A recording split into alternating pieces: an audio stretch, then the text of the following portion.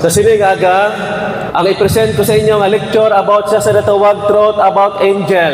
May ara angel nga anom ila nga pakpak. Ikadua nga angel, ginatawag ina siya nga apat ila nga pakpak. Kag ang ikatatlo nga angel, amo siya ang natawag nga duwa nga pakpak. Akon ini sa isa-isa sa inyo. So nagapakilala mga utod, ini siya ang natawag nga anom ang iya nga pakpak. Ang next nga second rang nga angel, gingalanan siya nga cherub. Ang cherub nga angel mga utod, apat iya nga pakpak, kag ang iya tanan nga balahibo sang iya nga pakpak, Ellen White, na puno sang mga mata.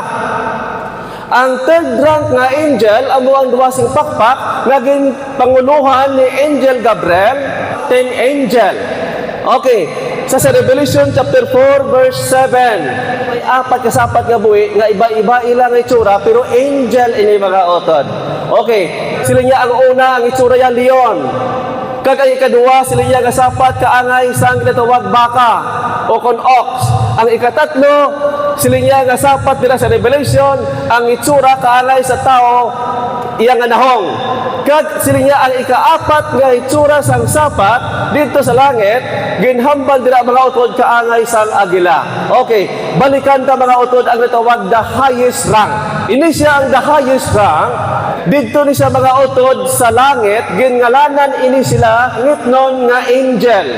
Mga utod ang natawag nga seraphim. Amo ini siya ang natawag nga the highest rank, anom iyang pakpak, dito ini siya sa langit. Amo ini nga pag-abot naton sa langit, hindi na kita magkatingala, magproblema, nga ang may mga langit nun nga angel nga wala nato nakilala, apang subong bulahan kita kay ato na subong nakilala, nga pag-abot sa langit, may mga iba-iba nga mga itsura sang angel. Sa may 5th Levi, page 164, paragraph 2, nga siling niya, amo ini sila ang may mga highest rank sa mga angel na gintugas ang Diyos. Sila niya, ang seraphim may anom ka mga pakpak, ang duwa ila gina-cover sa ilang anahong.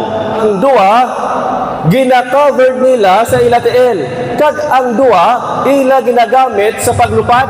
Si Prophet Isaiah naka-eksperyensya siya na ginabalan sa angel nga si Prophet Isaiah nagapungko kag nagadeklarar nga sila niya, Ginoo, isa ako makasasala sa imo atubangan.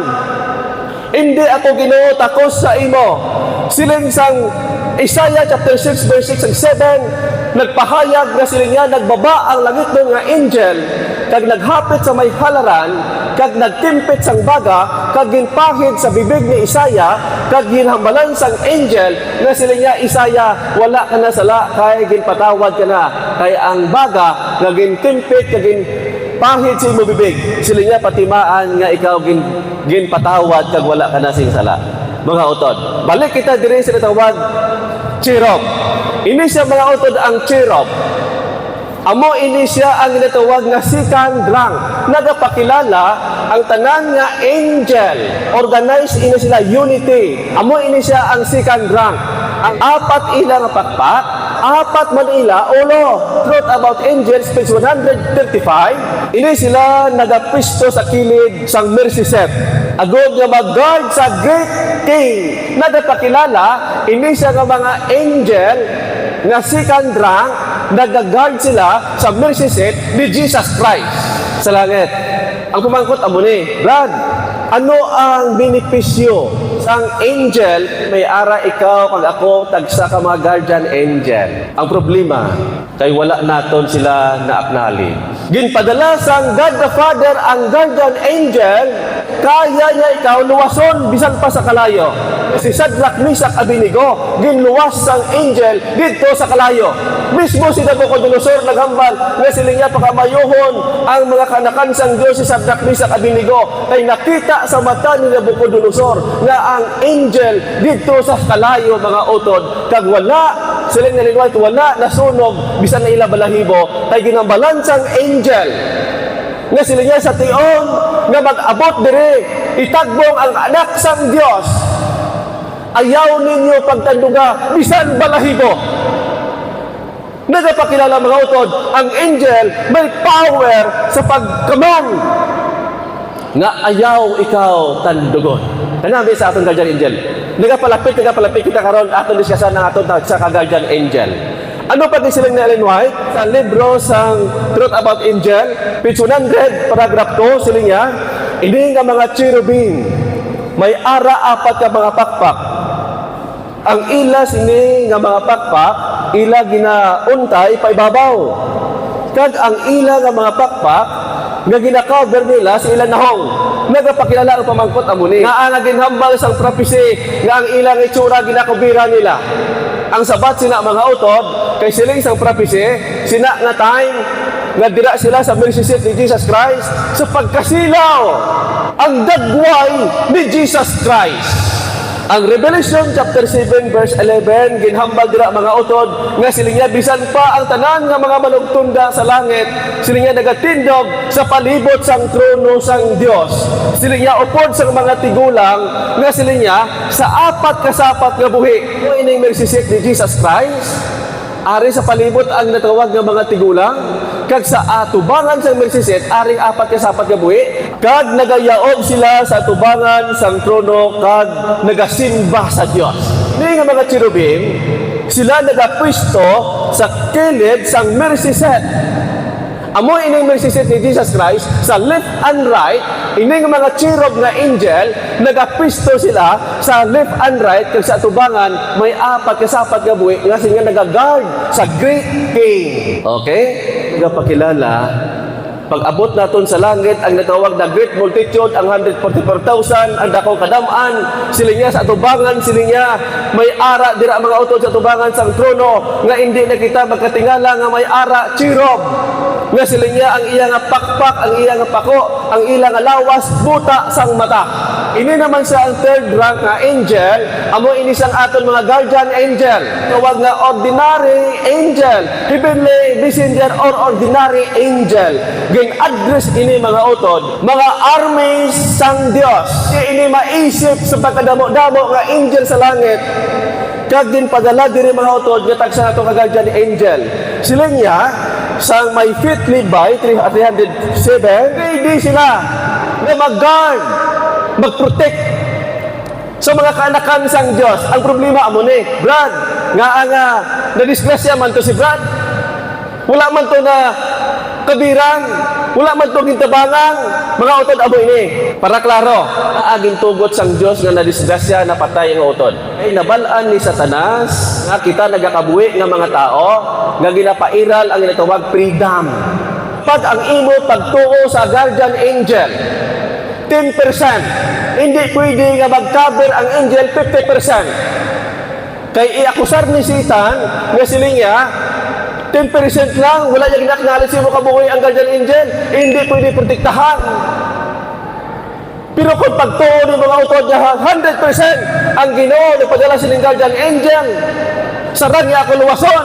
Mga utod bisan pa nagligid ang imo sa lakyan, sarang ikaw luwason sa guardian angel. Kaya gin-acknowledge mo ang angel nga ginpadala sa God the Father. Nga wala sang lisa, kag siya sarang makatabang sa aton. Ante si Jesus Christ magbaba, nga maghimo sang bugay, ilang sang story of redemption, page 53, nga una-una gid mga utod, gin-acknowledge ni Jesus Christ ang tanan-tanan nga angel sa langit. Ante si Jesus Christ magbaba. Aring record, siling Ellen White, gintipon ni Jesus Christ ang tanan-tanan nga mga angel kag nag-announce sa tanan nga angel. Kaya naghambal si Jesus Christ na siling niya, matuga kami sang tao. Sa tion nga ang tao makasala, siling niya, gin-approve sa God the Father, nga kung makasala ang tao, siling niya, ako ang mabayad. Ang purpose nga ginpatawag ko kamo, siling niya, kay sa tion nga ako isakiton, ako ilansang sa cross, nga baylan ang sala sang tao, siling niya, wala sang isa nga angel na magpalapit dito sa cross. Grabe ang respeto mga utod siling Ellen White simta nga gina-announce si Jesus Christ nga gipakita sa mga angel ang iyang pagsacrifice kung magtugas ang Adan and Eve nga kung makasala siling niya the angel prostrated themselves before him siling niya samtang nga si Jesus Christ nag-announce may isa ka angel nga nagpalapit sa iya kay naghambal nga Ginoo nya akon kabuhi ang i-offer hindi lang ikaw arao they offered their lives. Nagsabat si Jesus Christ. Sila niya, Jesus said to them that He would by His death save many. Niya the life of an angel, niya could not pay the debt. Amo ato sang pagbayad ni Jesus Christ sa cross, sang sala sa tao, para kita makaangkon sang bugay, makaangkon sang kaluwasan. Ginmanduan na nga daan ni Jesus Christ, nga sa tiyon nga ginahanot siya, sa tiyon nga ilansang sa cross, wala sang isa nga angel magpalapit. Pero mga utod, samtang nga ginabalay, ginapronounce dito sa langit, may isa na ka-angel na naghirit. Nga sila nga Ginoo, kung pwede, ako lang ay ibayad. Apang sila ni Jesus Christ, sila nga hindi accepted ang dugo sang angel. Sila nga, His life alone could be accepted of His Father as a ransom for men. Diri nato na batyagan kung daw ano kadalom ang gugma ni Jesus Christ. Nga sang wala pa siya nagbaba, sila nga Ellen White, naghilibio ng mga angel, sila nga wala sila pakinabang sa tiyon, nga sakiton, ang ila gina-worship na Diyos. Ang leksyon mga utod mo ini, kung wala tayo nila talupangdan, ini nga istorya sang bugay sang Diyos sa pagsacrifice para kita manumbalik sa God the Father, kita may kapatawaran. Mga utod, kung kaisa hapos lang kita mag-imo sang mali. Pero kung imo ini sa nahangpan ang istorya sang story of redemption, nagatudlo sa imo kaysa ako na maghapiit relasyon sa Diyos, tubtob na magtakop ang kaluwasan, na may ara ikaw, relasyon, engagement sa balaan ng Espiritu. Nga ang imo ginahando mga utod sa ulihi ng mga adlaw before the cross of provision. Wala sang isa kita mga utod nga nagahandom nga dapat kita makadawat sang the full of lattering. Ang isa kahangkat sang Ginoo sa imo kasakon nga magmakugihon, nga handang-handa kita, nga anytime pag ibobo ang the full of lattering, wala ka sang kahanukan mga utod, kay may ara ikaw engagement sa Diyos nga Amay, Diyos nga Ada, kag Diyos nga Espiritu, nga silang angel nagatabang sa aton sa pagbadlong. Kung itugot lang sang Diyos na buksan ang imo kag akong mata, sila niya makita mo day and night nga ang angel sang Diyos napakig-away sa mga devil na ikaw hindi ka masamad. Kung ang curtain, butsilingon, kung ang tabon sang imo mata nga protection, kung kakason sang Diyos, sila nga makita nimo nga ang imo guardian angel nagapakig-away sa devil. Sa Mind and Character Personality, page 478, sang time ni Pedro. Common nga istorya. Pero mga utod, sang time ni Pedro, naging dakop si Pedro kaging preso. Antes prisohon si Pedro, mga utod, ang upod niya nga si James. Ginpadakop ni Herod. Pagdakop ni Herod, mga utod, ginutdan siya sang ulo ni King Herod. Dumdumon natin mga utod, sa Biblia, dua ang James, dua ang Santiago, isa ang disipulo, isa ka James ang nagsulat ng Santiago. Tama? Ang James mga utod nga nagsulat sang Santiago, amo ato sang utod ni Jesus Christ, nga isa siya ka leader dito sa Jerusalem sa mga elders. Tama? Ini siya mga utod ang James nga ginutdan sang ulo sang time ni King Herod, mga utod sa Biblia, dumdumo naton damo-damo Herod. Sang time ni Pedro kag ni James, ini nga Herod, lain ni sang Herod sang time ni John the Baptist. Ini nga Herod mga utod nag-order nga sila niya dakpon ining duwa. Pagkadakop sa kay James, ginpapatay ni Herod, ginutdan sang ulo. Si Pedro mga utod, gindakop, kaginambalan dira sa statement, nga sila niya dakpon, kadinahan, isulod sa silda, kag ipadlak, kag siguraduhon ang mga bolt. Mga utod ara ang record.